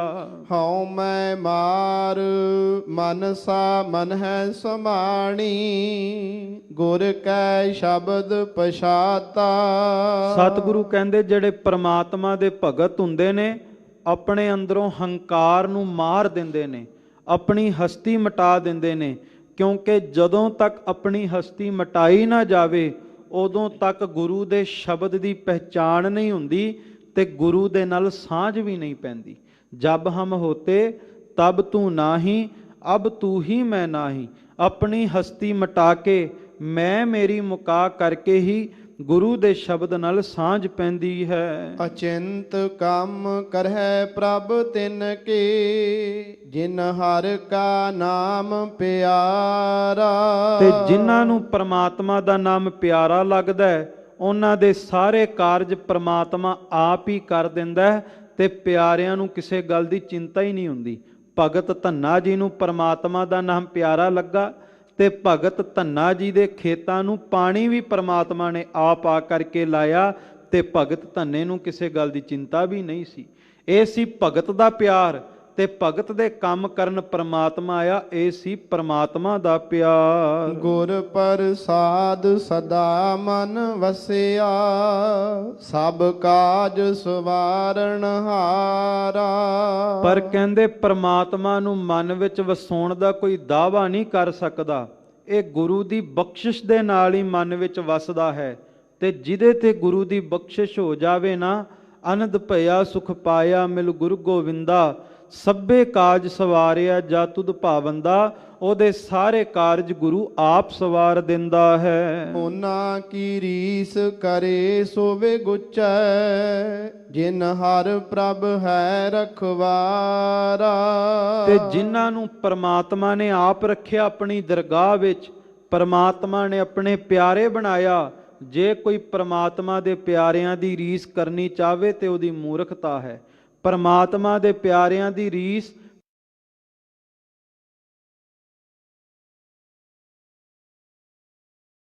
ਫੇਰ ਹੀ ਪਰਮਾਤਮਾ ਦੀ ਬਖਸ਼ਿਸ਼ ਹੋਵੇਗੀ। ਬਿਨ ਸਤਿਗੁਰ ਸੇਵੇ ਕਿਨੈ ਨਾ ਪਾਇਆ, ਮਨ ਮੁਖ ਭੌਂਕ ਮੂਏ ਬਿਲ ਲਾਈ। ਤੇ ਪਰਮਾਤਮਾ ਦੀ ਬਖਸ਼ਿਸ਼ ਬਿਨਾ ਗੁਰੂ ਦੀ ਸੇਵਾ ਤੋਂ ਨਹੀਂ ਹੁੰਦੀ। ਭਾਵੇਂ ਕਿ ਮਨਮੁਖ ਜਿੰਨਾ ਮਰਜੀ ਇੱਕ ਕੂਕਰ ਦੀ ਤਰ੍ਹਾਂ ਫਿੱਕਾ ਬੋਲਦੇ ਰਹਿਣ, ਸਤਿਗੁਰੂ ਨੇ ਸਖਤ ਸ਼ਬਦ ਵਰਤੇ ਕਿ ਭਾਵੇਂ ਮਨਮੁਖ ਬਣ ਕੇ ਜਿਤਨਾ ਮਰਜੀ ਭੌਂਕਦੇ ਰਹਿਣ, ਪਰ ਗੁਰੂ ਦੀ ਸੇਵਾ ਤੋਂ ਬਿਨਾ ਕਦੇ ਬਖਸ਼ਿਸ਼ ਨਹੀਂ ਹੁੰਦੀ। ਆਵਹਿ ਜਾਵਹਿ ਠੌਰ ਨਾ ਪਾਵਹਿ, ਦੁਖ ਮਹਿ ਦੁਖ ਸਮਾਈ। ਮਨਮੁਖ ਲੋਕ ਸਦਾ ਜਨਮ ਮਰਨ ਦੇ ਗੇੜ ਵਿੱਚ ਹੀ ਰਹਿੰਦੇ ਨੇ ਤੇ ਸਦਾ ਦੁੱਖਾਂ ਵਿੱਚ ਹੀ ਰਹਿੰਦੇ ਨੇ। ਗੁਰਮੁਖ ਹੋਵੈ ਸੋ ਅੰਮ੍ਰਿਤ ਪੀਵੈ, ਸਹਜੇ ਸਾਚ ਸਮਾਈ। ਜਿਹੜਾ ਗੁਰਮੁਖ ਹੁੰਦਾ ਹੈ ਉਹੀ ਨਾਮ ਰੂਪੀ ਅੰਮ੍ਰਿਤ ਪੀਂਦਾ ਹੈ। ਨਾਮ ਰੂਪੀ ਅੰਮ੍ਰਿਤ ਪੀ ਕਰਕੇ ਸਹਿਜ ਅਵਸਥਾ ਨੂੰ ਪ੍ਰਾਪਤ ਹੋ ਕੇ ਨਾਮ ਵਿੱਚ ਸਮਾ ਜਾਂਦਾ ਹੈ। ਬਿਨ ਸਤਿਗੁਰ ਸੇਵੇ ਜਨਮ ਨਾ ਛੋੜੈ, ਜੇ ਅਨੇਕ ਕਰਮ ਕਰੈ ਅਧਿਕਾਈ। ਦੁਨੀਆ ਦੇ ਜਿਤਨੇ ਮਰਜ਼ੀ ਕਰਮ ਕਮਾ ਲਵੇ, ਜੇ ਸਤਿਗੁਰ ਦੀ ਸੇਵਾ ਨਹੀਂ ਕੀਤੀ ਸਭ ਵਿਅਰਥ ਹੈ। ਮਹਾਰਾਜ ਕਹਿੰਦੇ ਨਾ ਜੰਤਰ ਮੈਂ ਨਾ ਤੰਤਰ ਮੈਂ ਨਾ ਮੰਤਰ ਬਸ ਆਵਈ, ਪੁਰਾਣਿਓ ਕੁਰਾਨ ਨੇਤ ਨੇਤ ਕਹਿ ਬਤਾਵਈ। ਜਿਤਨਾ ਮਰਜੀ ਤੰਤਰ ਸਿੱਖਿਆ ਮੰਤਰ ਸਿੱਖਿਆ ਲੈ ਲਵੇ, ਪਰ ਜੇ ਗੁਰੂ ਦੀ ਸੇਵਾ ਨਹੀਂ ਕੀਤੀ ਤਾਂ ਪਰਮਾਤਮਾ ਦੀ ਪ੍ਰਾਪਤੀ ਨਹੀਂ ਹੋ ਸਕਦੀ। ਵੇਦ ਪੜ੍ਹੈ ਤੈ ਵਾਦ ਵਖਾਣ ਹੈ, ਬਿਨ ਹਰ ਪਤ ਗਵਾਈ। ਬਾਹਰੀ ਤੌਰ ਤੇ ਭਾਵੇਂ ਧਾਰਮਿਕ ਗ੍ਰੰਥਾਂ ਦੀ ਵਿਆਖਿਆ ਕਰਦਾ ਰਵੇ, ਜੇ ਅੰਦਰ ਬੰਦਗੀ ਦੀ ਚਿਣਗ ਨਹੀਂ ਫਿਰ ਸੱਚ ਹੈ ਆਪਣੀ ਪੱਤ ਗਵਾ ਕੇ ਜਾਵੇਗਾ। ਜਿਵੇਂ ਪੀਰ ਆਰਫ ਦੀਨ ਨੂੰ ਸਤਿਗੁਰੂ ਨੇ ਲਖਨੌਰ ਦੀ ਧਰਤੀ ਤੇ ਗੁਰੂ ਗੋਬਿੰਦ ਸਿੰਘ ਜੀ ਨੇ ਕਿਹਾ ਸੀ, ਪੀਰ ਆਪਣੇ ਸੇਵਕਾਂ ਨਾਲ ਪਾਲਕੀ ਤੇ ਸਵਾਰ ਹੋ ਕੇ ਜਾ ਰਿਹਾ, ਮਾਰਜ ਵੱਲ ਵੇਖਿਆ ਤੇ ਕਲਗੀਆਂ ਵਾਲੇ ਨੇ ਕਿਹਾ, ਪੀਰ ਜੀ ਕੀ ਗੱਲ ਹਜੇ ਮਿਲਿਆ ਨਹੀਂ, ਅਜੇ ਪ੍ਰਾਪਤੀ ਨਹੀਂ ਹੋਈ। ਤੇ ਪੀਰ ਪਾਲਕੀ ਤੋਂ ਉਤਰ ਕੇ ਚਰਨਾਂ ਤੇ ਝੁਕ ਗਿਆ ਤੇ ਕਿਹਾ, ਪਾਤਸ਼ਾਹ ਅੱਜ ਤੱਕ ਨਹੀਂ ਸੀ ਮਿਲਿਆ ਪਰ ਅੱਜ ਮਿਲ ਗਿਆ, ਅੱਜ ਤੇਰੇ ਵਿੱਚੋਂ ਦੀਦਾਰੇ ਹੋ ਗਏ। ਭਾਵ ਜਦੋਂ ਤੱਕ ਗੁਰੂ ਦੀ ਬਖਸ਼ਿਸ਼ ਨਹੀਂ ਹੁੰਦੀ ਉਦੋਂ ਤੱਕ ਪ੍ਰਾਪਤੀ ਨਹੀਂ ਹੋ ਸਕਦੀ। ਸੱਚਾ ਸਤਿਗੁਰ ਸਾਚੀ ਜਿਸ ਬਾਣੀ, ਭਜ ਛੂਟਹਿ ਗੁਰ ਸਰਣਾਈ। ਸਤਿਗੁਰੂ ਕਹਿੰਦੇ ਇਹ ਸੱਚੇ ਸਤਿਗੁਰੂ ਦੀ ਬਾਣੀ ਸੱਚੀ ਹੈ। ਜਿਹੜਾ ਵੀ ਸੱਚੀ ਬਾਣੀ ਦਾ ਜਾਪ ਕਰੇਗਾ, ਗੁਰੂ ਦੀ ਸ਼ਰਨ ਵਿੱਚ ਆਵੇਗਾ, ਗੁਰੂ ਦੁਨੀਆ ਦੇ ਤਖਤੇ ਤੇ ਉਸ ਸਿੱਖ ਦੀ ਉਸ ਪਿਆਰੇ ਦੀ ਪੱਤ ਰੱਖ ਲਵੇਗਾ। ਜਿਨ ਹਰ ਮਨ ਵਸਿਆ ਸੇ ਦਰ ਸਾਚੇ, ਦਰ ਸਾਚੈ ਸਚਿਆਰਾ। ਤੇ ਜਿਨ੍ਹਾਂ ਦੇ ਹਿਰਦੇ ਵਿੱਚ ਮਨ ਵਿੱਚ ਰੱਬ ਵਸ ਜਾਵੇ ਉਹ ਪਰਮਾਤਮਾ ਦੀ ਦਰਗਾਹ ਵਿੱਚ ਵੀ ਸੱਚੇ ਅਖਵਾਉਂਦੇ ਨੇ। ਉਹਨਾਂ ਦੀ ਸੋਭਾ ਜੁਗ ਜੁਗ ਹੋਈ, ਕੋਈ ਨਾ ਮੇਟਣ ਹਾਰਾ। ਤੇ ਜੁਗਾਂ ਜੁਗਾਂ ਤੱਕ ਪਰਮਾਤਮਾ ਨੂੰ ਜਪਣ ਵਾਲਿਆਂ ਦੀ ਸੋਭਾ ਉਹ ਸਦਾ ਹੀ ਹੁੰਦੀ ਰਹਿੰਦੀ ਹੈ, ਕੋਈ ਵੀ ਉਹਨਾਂ ਦੀ ਸੋਭਾ ਮਿਟਾ ਨਹੀਂ ਸਕਦਾ।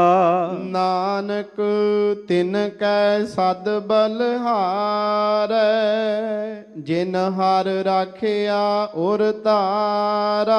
ਸਤਿਗੁਰੂ ਗੁਰੂ ਅਮਰਦਾਸ ਜੀ ਕਹਿੰਦੇ, ਮੈਂ ਉਹਨਾਂ ਭਗਤਾਂ ਤੋਂ ਸਦਾ ਬਲਿਹਾਰੇ ਜਾਣਾ ਜਿਨ੍ਹਾਂ ਹਿਰਦੇ ਦੇ ਅੰਦਰ ਨਾਮ ਸਿੰਚਿਆ ਹੈ, ਨਾਮ ਨੂੰ ਵਸਾਇਆ ਹੈ, ਪੂਰੇ ਗੁਰੂ ਦੀ ਸੇਵਾ ਕੀਤੀ ਹੈ। ਅੱਜ ਦੇ ਪਾਵਨ ਮੁਖਵਾਕ ਵਿੱਚ ਸਤਿਗੁਰੂ ਪਰਮਾਤਮਾ ਦੀ ਵਡਿਆਈ, ਨਾਮ ਨੂੰ ਜਪਣ ਵਾਲਿਆਂ ਤੇ ਹੋ ਰਹੀ ਬਖਸ਼ਿਸ਼ ਬਾਰੇ ਦੱਸਦੇ ਨੇ। ਬਾਣੀ ਅਗਾਧ ਬੋਧ ਹੈ, ਮੁਕੰਮਲ ਅਰਥ ਕੋਈ ਕਰ ਨਹੀਂ ਸਕਦਾ। ਵਿਚਾਰ ਕਰਦਿਆਂ ਨੇਕਾਂ ਭੁੱਲਾਂ ਹੋਈਆਂ ਆਪ ਜੀ ਨੇ ਬਖਸ਼ਣਾ।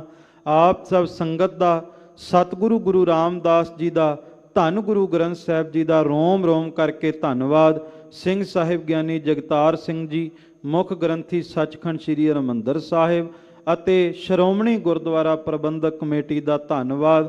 ਅਖੀਰਲੀਆਂ ਪੰਕਤੀਆਂ ਸਰਵਣ ਕਰਕੇ ਫਤਿਹ ਦੀ ਸਾਂਝ ਪਾਈਏ ਜੀ। ਜਿਨ ਹਰ ਮਨ ਵਸਿਆ ਸੇ ਦਰ ਸਾਚੇ, ਦਰ ਸਾਚੈ ਸਚਿਆਰਾ।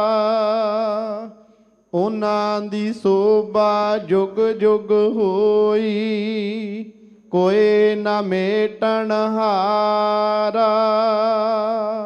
ਨਾਨਕ ਤਿਨ ਕੈ ਸਦ ਬਲਿਹਾਰੈ, ਜਿਨ ਹਰ ਰਾਖਿਆ ਉਰ ਧਾਰਾ।